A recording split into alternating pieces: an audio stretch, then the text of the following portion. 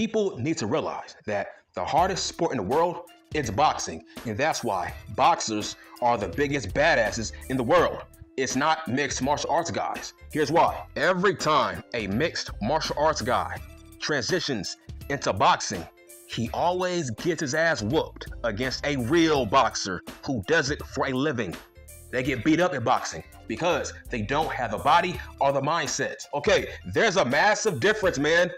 Training for 3 to 5 rounds versus 8 to 12 rounds, where you are getting punched in your face for 8 to 12 rounds. That's how that works. That's why every mixed martial arts guy, they always suck in boxing. They don't have the conditioning for boxing. That's why Jake Paul beats these guys. It's not always about age. His fights are not rigged. Stop saying that. You cannot rig a boxing match. You know why? You can die. Tyron Woodley, that man almost died. Okay? What part of that don't you understand? Nobody dies in the UFC.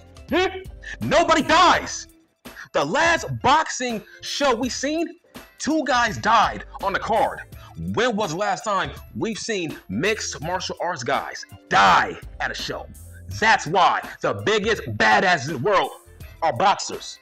It's not mixed martial arts guys. Let's talk about Floyd versus McGregor. Why did Floyd beat him? Why did Conor gas out so fast? And why didn't Floyd Mayweather gas out? Because Conor has the mindset for mixed martial arts.